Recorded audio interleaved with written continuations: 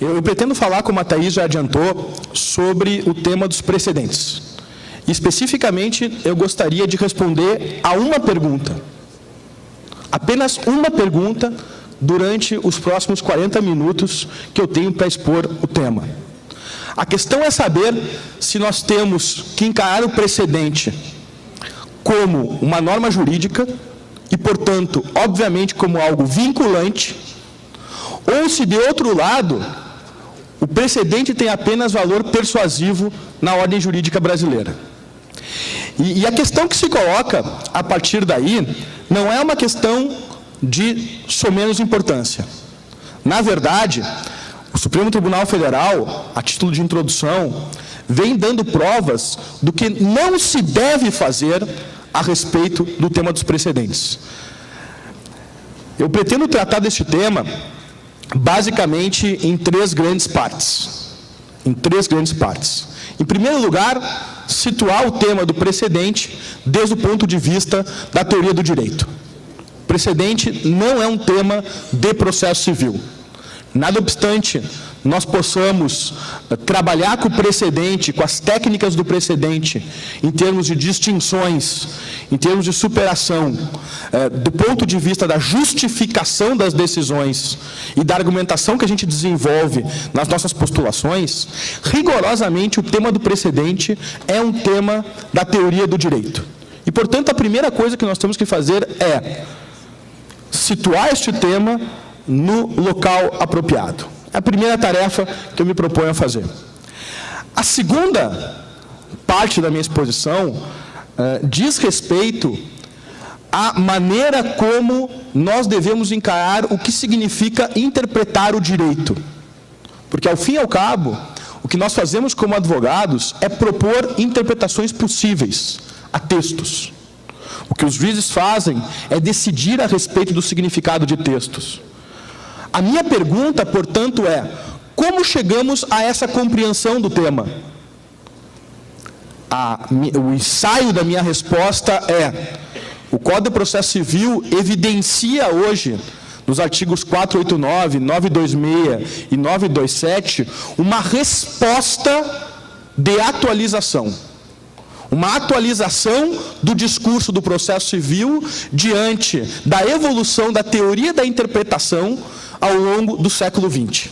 E a segunda parte da minha exposição, portanto, será uma demonstração de como o tema evoluiu ao longo do século XX. Para, na terceira parte da minha exposição, eu poder fazer uma análise crítica dos artigos 926 e 927 do Código de Processo Civil. É claro, no entanto, que eu não posso perder a oportunidade de fazer um registro preliminar. Como ontem os colegas já adiantaram, o Fred já adiantou, eu recentemente publiquei um livro sobre esse tema que se chama Precedentes da Persuasão à Vinculação, que, de certo modo, já indica exatamente qual é o percurso que eu pretendo sustentar na minha exposição hoje. O que ele não disse, e eu tenho a oportunidade de dizer agora com bastante alegria, é que esse livro foi dedicado a um amigo meu muito querido, que vai falar depois de mim, que é o professor Luiz Guilherme Marinoni, que é o responsável por teorizar esse tema no direito brasileiro. E por isso, de um modo geral, nós acabamos imaginando que este tema é um tema de processualistas. E, por assim dizer, nós podemos nos apropriar deste tema, porque o professor Marinoni acabou levando adiante este tema. Eu me lembro que, em 2009, quando eu li o livro do professor Marinoni sobre precedentes obrigatórios, eu me obriguei a escrever 2 livros. Um sobre Cortes Supremas, em 2013, e outro sobre precedentes, em 2016. Tamanho foi o impacto que aquelas ideias causaram no meu modo de ver o direito e depois o processo. De modo que eu gostaria de aproveitar essa oportunidade para agradecer ao meu querido amigo Marinoni o fato de fomentar o debate crítico sobre o processo civil no nosso país. Quem fala em Estado constitucional deve estar necessariamente preocupado com 2 coisas. O Estado constitucional, artigo 1º da Constituição brasileira, é um Estado democrático e é um Estado de direito. A minha preocupação aqui agora não é analisar o viés democrático do Estado, mas analisar o viés de direito que deve gravar a atuação do Estado. O que significa dizer que nós vivemos em um Estado de direito? Significa dizer basicamente 3 coisas. Significa dizer que nós temos 2 compromissos inarredáveis e nós temos um meio para promover estes 2 compromissos. Quem vive sob a regra do direito, quem vive sob o direito, vive preocupado em viabilizar uma organização social, organizar uma sociedade em que seja possível que todos possam se determinar, juridicamente falando, em outras palavras, que nós tenhamos condições de promover o respeito à liberdade das pessoas. Portanto, o primeiro fim do Estado constitucional é o princípio da liberdade. E o segundo fim do Estado constitucional, que assegura a ideia de direito, é o respeito que nós temos que ter com o princípio da igualdade. Se é certo que ao longo de mais de 2000 anos nós fomos mudando o conceito de justiça do ponto de vista substancial, é certo que há mais de 2000 anos uma coisa não mudou. E o que não mudou é uma regra básica, formal, de justiça. Nós não sabemos bem se as soluções jurídicas que são dadas são justas ou não são justas. Nós não sabemos bem se mandar prender alguém antes do trânsito em julgado é algo justo ou não é justo. Mas certamente qualquer pessoa pode intuir que é injusto que algumas pessoas possam ir presas antes do trânsito em julgado e outras não, sob o mesmo Estado constitucional. Em outras palavras, um Estado constitucional, um Estado de direito, é um Estado que, em primeiro lugar, deve estar preocupado com a igualdade. O que significa, lá na ponta, como eu pretendo explicitar, que todos devem ser tratados iguais perante as decisões judiciais. Treat like cases alike. Casos semelhantes e casos idênticos devem ser tratados da mesma maneira, sob pena da mais elementar noção de justiça ser solapada do nosso dia a dia, que é onde o direito se realiza. De modo que o Estado de Direito é um Estado, sobretudo, preocupado com a liberdade e com a igualdade. O que significa ser livre? Ser livre significa poder fazer escolhas juridicamente orientadas, contando com o direito. O que significa ser igual? Significa ser tratado de maneira idêntica pela ordem jurídica, diante de casos concretos. Mas de que maneira eu posso promover o princípio da liberdade e de que maneira eu posso promover o princípio da igualdade? Eu só posso promover liberdade e igualdade quando eu tenho um compromisso solene com a segurança jurídica. Um Estado em que não há segurança jurídica, em que eu não posso confiar na atuação do Estado e na atuação das demais pessoas, é um Estado que não presta para rigorosamente nada, porque não permite que nós possamos planejar as nossas vidas. E sem planejamento, obviamente, não há desenvolvimento social, porque tudo vira aposta. O que significa, portanto, dizer que nós precisamos da segurança jurídica para promover a liberdade e a igualdade? Significa dizer que nós temos que ter um compromisso em estruturar uma ordem jurídica que tenha, no mínimo, 4 componentes essenciais, que são os 4 componentes essenciais da segurança jurídica. Em primeiro lugar, cognoscibilidade do direito. Em segundo lugar, estabilidade do direito. Em terceiro lugar, confiabilidade do direito. E, é claro, em quarto lugar, efetividade do direito. Uma ordem jurídica segura, em primeiro lugar, é uma ordem jurídica cognoscível. Uma ordem que se deixa conhecer. Vejam, é claro que ninguém sustenta hoje que uma norma jurídica pode ter todo o seu conteúdo acabado antes da interpretação. Como eu pretendo mostrar, interpretar significa conhecer significados possíveis, valorar argumentativamente esses significados e decidir por um desses significados. De modo que o problema não é saber o que disse o legislador, ou chegar à resposta correta usando um método gramatical ou teleológico, ou seja lá o que for. O problema é saber se a ordem jurídica tem ou não tem condições de viabilizar o conhecimento a respeito do direito. É isso que significa, em primeiro lugar, segurança jurídica. Conhecer o direito que rege a minha vida, cognoscibilidade do direito. Em segundo lugar, uma ordem jurídica segura é uma ordem jurídica que eu conheço e é estável, que não muda o sabor do vento, que não muda de acordo com a composição de um órgão julgador, que não muda por causa de um recesso de um tribunal. Uma ordem jurídica segura é uma ordem jurídica em que eu posso planejar a minha vida contando com um direito que permanece.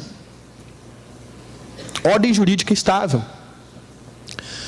Mas mais do que isso, uma ordem jurídica segura é uma ordem jurídica que tutela os atos concretos que eu realizo, levando-a em consideração.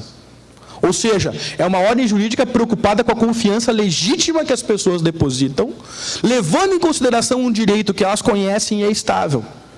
Em outras palavras, uma ordem jurídica segura é uma ordem jurídica confiável. E é claro que de nada adianta eu conhecer o direito, de nada adianta o direito ser estável e confiável, se na hora que eu preciso do direito ele não se realiza.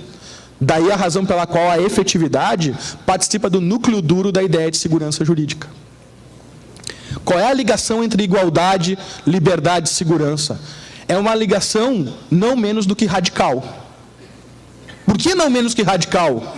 Porque eu só posso tomar decisões orientadas do ponto de vista jurídico se eu sei qual é o direito que rege a minha vida. Daí porque cognoscibilidade é um meio que viabiliza o quê? A racionalidade do processo de tomada de decisão.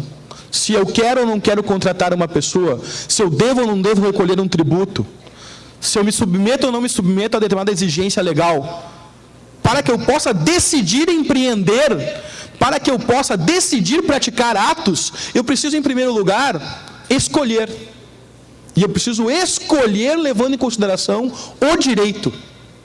Isto significa ser livre do ponto de vista jurídico. Daí porque cognoscibilidade e liberdade são absolutamente essenciais para quem está preocupado com a vigência do Estado de Direito. Mas também não menos radical é a ligação entre igualdade e segurança. Porque eu, obviamente, só posso aplicar de maneira uniforme o direito se eu sei qual é o direito aplicável. Mais uma vez, portanto, a ideia de segurança jurídica se presta para promover um dos fins do Estado constitucional, igualdade. Essa, por assim dizer, é o primeiro desenho da minha exposição. Existe uma ligação entre segurança jurídica, entre liberdade e entre igualdade. Como a gente pode intuir, obviamente que esta ligação não é um apanágio, não é algo próprio do direito brasileiro, ou do Brasil, ou da Inglaterra, ou dos Estados Unidos, ou da Alemanha, ou da Itália, ou da França. Toda e qualquer ordem jurídica do mundo ocidental está preocupada em fazer com que nós tenhamos instrumentos para promover a liberdade e a igualdade e prover uma ordem jurídica segura. É por isso que o professor Marinoni, quando escreveu Precedentes Obrigatórios, procurou fazer uma aproximação entre civil law e common law, não no sentido de que depois foi interpretado por algumas pessoas que não quiseram interpretar de forma adequada o livro, no sentido de que haveria uma comunalização do direito brasileiro. É claro que não.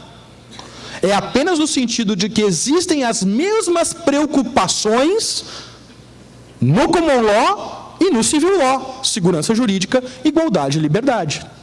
São as preocupações centrais de toda e qualquer ordem jurídica. O problema, portanto, está em saber quais são os instrumentos que nós temos à nossa disposição para promover segurança, liberdade e igualdade. E aqui sim, nós podemos entrar na segunda parte da minha exposição.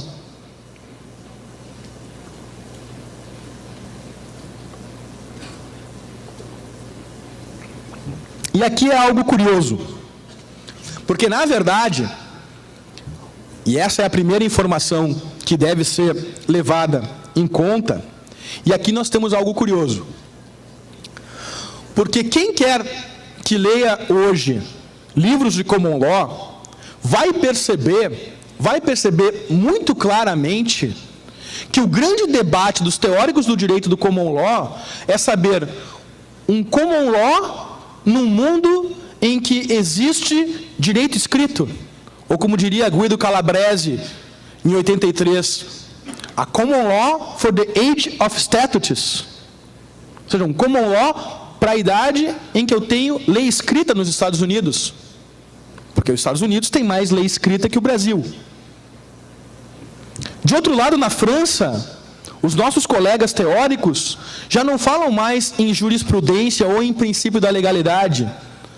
Falam em legisprudência, para acentuar justamente que a legislação necessariamente deve ser lida e interpretada para que nós tenhamos norma jurídica.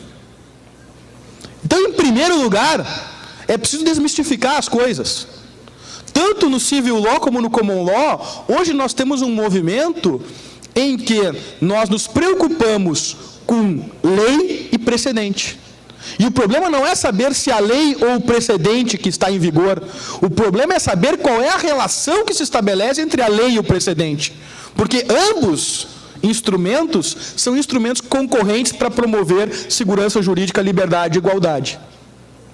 A questão, no entanto, é que quando nós desembarcamos no início do século XX, nós imaginávamos que a civil law, que a tradição romano-canônica, era uma tradição de direito escrito em que havia o primado da legislação. E que a tradição do common law era uma tradição de direito não escrito em que havia o primado do precedente. E nós imaginávamos mais. Nós imaginávamos que o common law era um sistema pautado por aquilo que Blackstone, no século XVIII, chamava The Oracles of the Law. Ou seja, os juízes como oráculos do direito, que declaravam um direito etéreo, existente antes do tempo da memória, e que apenas eles, pela experiência e sabedoria, poderiam traduzir, inclusive no confronto do rei. Ao passo que, no direito francês, se imaginava que os juízes simplesmente eram seres inanimados. Um juge inanimé, como diria Montesquieu. Um juge bouche de la loi, como também dizia Montesquieu, em que apenas servia para declarar uma lei escrita, que por ser escrita era dada a conhecer.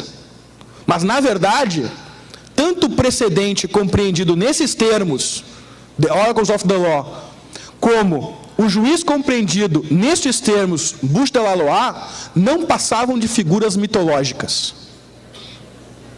E a questão, portanto, é saber como é que o debate no século XX evidenciou que essas figuras eram figuras mitológicas, a ponto de nós chegarmos na formulação do 926 e 927, que é a segunda parte da minha exposição. Quando é que o século XX começa? O século XX começa, em termos de direito, com a publicação de uma obra em 1934 chamada Teoria Pura do Direito, Hans Kelsen. No último capítulo dessa obra, Kelsen trata da interpretação jurídica. Depois dele traçar todas as suas noções sobre o sistema jurídico kelseniano, sobre a pirâmide conceitual, sobre as relações entre direito, ciência, moral, etc., Kelsen vai enfrentar o problema da interpretação do direito, que é o que nós fazemos todos os dias. E ele vai dizer que os colegas dele do século XIX estavam totalmente equivocados. Totalmente equivocados porque imaginavam que interpretar o direito era simplesmente declarar uma norma pré-existente com um significado unívoco. Na verdade, dizia Kelsen, o máximo que o legislador oferece para o juiz e oferece para quem tem que aplicar o direito, e essa é uma expressão chave no pensamento kelseniano, é uma moldura. É uma moldura que admite diferentes concretizações no caso concreto. Por quê? Porque a linguagem ela é indeterminada. Eu posso determinar a linguagem, mas ela é a princípio indeterminável. Exemplo basilar. A nossa Constituição diz que a casa é o asilo inviolável do sujeito. E todos nós sabemos o que é casa. Casa é onde nós moramos. Mas o Supremo Tribunal Federal já disse que também se considera a casa o escritório do advogado, o consultório do dentista e mesmo, em determinadas circunstâncias, o carro que nós utilizamos. Tudo se afeiçoa ao termo casa, porque casa é um termo complexo. Admite mais de um significado. Todos dentro da moldura. Vejam, quando Kelsen diz isso, ele chega logo à seguinte conclusão. Então, o maior problema que eu prevejo para o século XX, sem dúvida alguma, é o problema da previsibilidade das decisões judiciais. E não é por acaso que Kelsen termina a última palavra de teoria pura do direito, é Sicherheit, que em alemão significa segurança. É a última palavra, é o ponto final. Porque ele diz que haverá uma crise de segurança nos sistemas jurídicos a partir da compreensão da ideia de que a linguagem é equívoca e, portanto, admite diferentes significações. Primeiro passo, esclareço. Hans Kelsen, como todos nós sabemos, é um jurista de civil law. Ele nasceu em Praga, ele fez a sua carreira em Viena. Quando ele escreveu pela primeira vez Teoria Pura, em 1934, ele estava em Viena. Ele não tinha nenhum plano diabólico de comunizar a tradição romano-canônica. É preciso que se diga, claramente. O argumento dele era um argumento de teoria do direito e de linguagem jurídica. Muito bem. Mas vamos dar um passo adiante. Em 61... é publicado aquele que, sem dúvida alguma, é o livro mais importante publicado em teoria do direito no século XX. O Conceito de Direito, Herbert Hart, 1961. Este sim, um professor inglês, professor em Oxford, que, no capítulo 7º deste livro, se propõe a dialogar com uma tradição do direito inglês. Uma tradição que remonta a Thomas Hobbes, no século XVII, que encontra no início do século XIX Jeremy Bentham e na metade do século XIX John Austin. É a chamada jurisprudência analítica da tradição inglesa. Hart procura dialogar com Hobbes, Bentham e Austin com a seguinte proposta. Bentham, como nós sabemos, foi um grande crítico do common law, porque ele dizia que o common law era um direito feito para cachorros. E depois eu pretendo voltar a esse ponto. Basicamente, a partir dessa proposta, o Bentham dizia que para a Inglaterra ter um direito seguro, ela deveria ter um direito codificado, assim como o direito do continente. Basicamente, essa era a proposta do Bentham. E o que o Hart disse foi o seguinte: codificação, direito escrito, legislação, não vai adiantar. Por que não vai adiantar? E aqui nós entramos na palavra-chave do pensamento hartiano no que tange a interpretação. Ele vai dizer o seguinte: existem vários casos, que nós vamos chamar aqui de casos de rotina, depois são chamados, por Dworkin, de casos fáceis, em que não há dúvida a respeito de qual é a norma. Não há dúvida a respeito de qual é a norma. E para esses casos, o juiz não cria direito, o juiz apenas declara uma norma pré-existente e, portanto, a legislação basta para guiar o comportamento das pessoas. Agora, existe um sem número de casos em que isso não ocorre assim.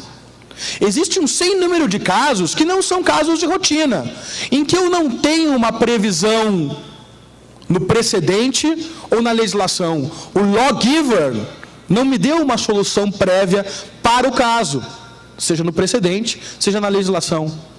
Para esses casos, que são os casos fora da rotina, em que não existe uma previsão, ou que eu tenho uma previsão muito elástica, para esses casos, que a doutrina depois vai chamar de casos difíceis, tudo que eu posso oferecer em termos de segurança jurídica é uma razoável predição a respeito de como os tribunais vão decidir, acaso sejam chamados a fazê-lo. Ou seja, existe um número grande de casos em que eu só vou saber qual é o direito depois que uma corte decidir sobre o significado do direito. Vejam, ele é menos realista que o Kelsen, porque ele reserva apenas uma parcela de casos para essa indeterminação. Mas ainda assim, é importante observar que ele vai fundamentar o valor do precedente, não no direito positivo, como alguns pretendem hoje no Brasil, de forma totalmente equivocada, como aliás o Supremo Tribunal Federal vem dando provas de que vai fazer de maneira totalmente equivocada. Mas percebe que o problema da força vinculante do precedente é um problema a respeito da natureza do ato da interpretação.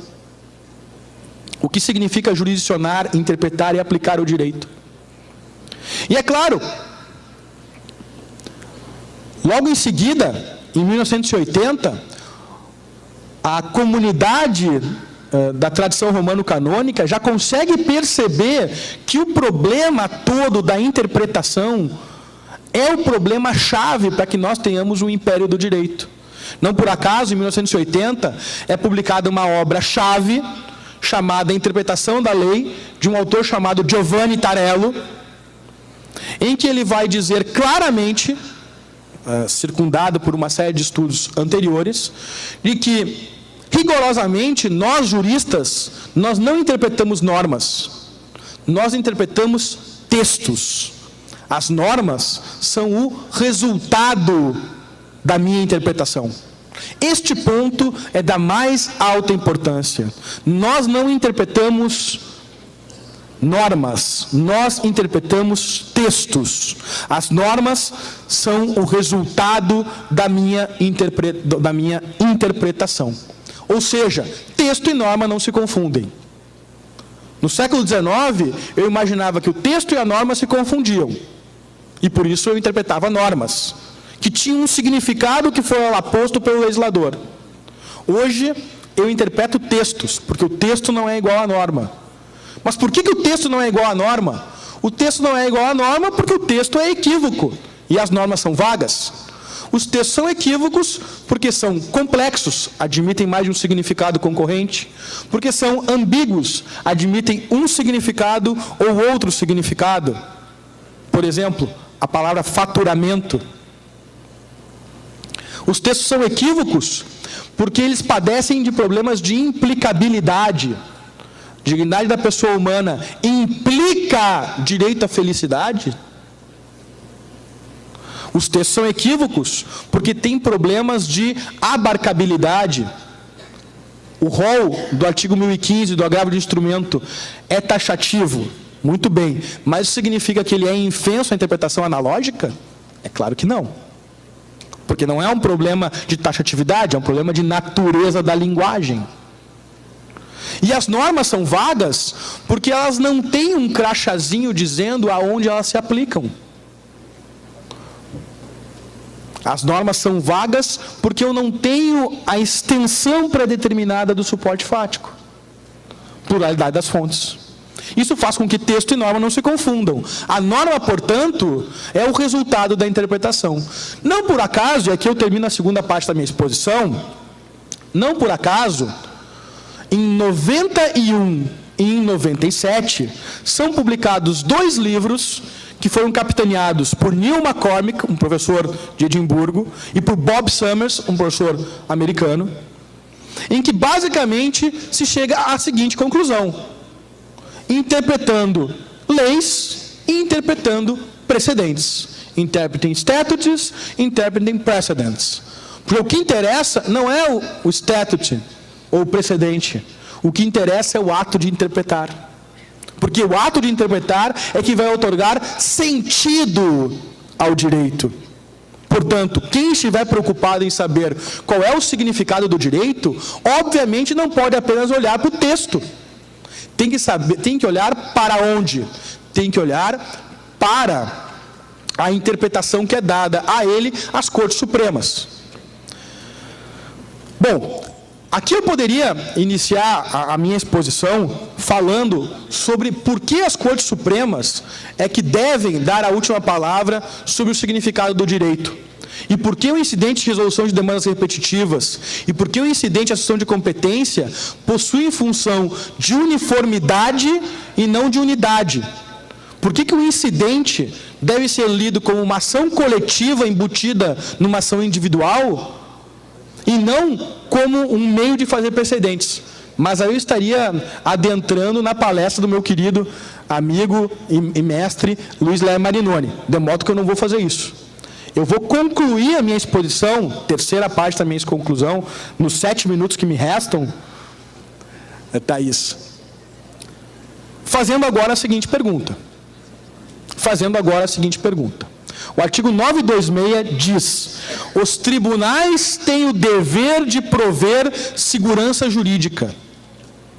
Por que os tribunais têm o dever de prover segurança jurídica? Por uma razão óbvia. Porque interpretar não é apenas declarar. Porque não basta o legislador prover segurança jurídica com textos. A segurança jurídica só é obtenível com a decisão sobre o significado dos textos. É por isso que o artigo 926 diz que os tribunais têm o dever de prover segurança jurídica. Na verdade, quando ele diz isso, ele está apenas concretizando infraconstitucionalmente o princípio da segurança jurídica. Nada mais do que isso. E se ele densifica de forma equivocada, isso é um problema do legislador e não da ordem jurídica brasileira. Em outras palavras, o que eu quero dizer é que o artigo 926 diz que os tribunais têm o dever de prover segurança jurídica e têm o dever de prover uma ordem jurídica coerente e universalizável.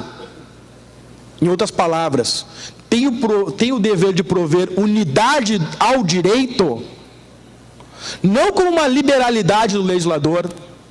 Não foi o legislador que instituiu esse dever. Na verdade, esse dever decorre da natureza argumentativa do direito, que é sujeito à decisão. É por isso, e aqui eu termino a minha exposição, que é um equívoco ler o artigo 927 como se ele tivesse ou esgotasse as decisões das quais eu posso extrair precedentes. É claro que é um equívoco fazer isso. É um equívoco, aliás, gritante. O precedente, ele não tem a ver com uma noção meramente formal de demandas repetitivas. É claro que não. O precedente tem a ver com outorga de sentido ao direito a partir de um caso, auxiliado por um método de resolução. É isso que tem a ver o precedente. Por isso que é um absurdo a gente olhar para o 927 e ver que ali não tenha rolado, por exemplo, decisão em embargos de divergência no STJ. Por que a decisão dos embargos de divergência no STJ não faz precedente? Bom, é evidente que faz, desde que concorram as demais condições para tanto. Por que uma decisão de uma turma reiterada no STJ ou no Supremo não faz precedente? É claro que faz, desde que eu tenha fundamentos determinantes, devidamente analisados, questão por questão, pela maioria do colegiado. Eu disse tudo isso apenas para que a gente possa ter noção do trabalho que todos nós teremos daqui para frente. Na verdade, existem autores que estão procurando caracterizar o precedente como simplesmente um conselho, com valor meramente persuasivo. É preciso que se deixe claro que uma vez se tentou fazer isso na Inglaterra. Na verdade, na Inglaterra, o precedente chegou a ter 3 funções diferentes. Do século XI ao século XVI, função meramente ilustrativa. Do século XVI ao final do século XIX, função persuasiva. E a partir do final do século XIX, até hoje, função obrigatória, vinculante. As razões pelas quais os ingleses descartaram o valor persuasivo do precedente foram muito claras e muito bem demonstradas por Jeremy Bentham, talvez um dos maiores filósofos da humanidade, quando ele procurou caracterizar o direito inglês com função de precedente persuasivo com a imagem do dog law. Dizia ele, perguntava ele: você sabe como a autoridade inglesa faz direito para mim e para você? Ela faz direito para mim e para você, assim como você faz direito para o seu cachorro. O seu cachorro só sabe se acertou ou errou quando, depois de ter praticado o ato, ele recebe um carinho no focinho ou um tapa no focinho. Mas tudo bem para o seu cachorro, porque o seu cachorro não tem capacidade de decisão racional. A questão é saber, em uma sociedade empenhada na liberdade humana, em que nós temos que ter direito de decidir se queremos ou não queremos praticar atos, nós devemos ver a concretização do direito como um mero conselho que pode mudar de semana a semana, ou nós devemos ver os precedentes com valor vinculante? Muito obrigado pela atenção de vocês.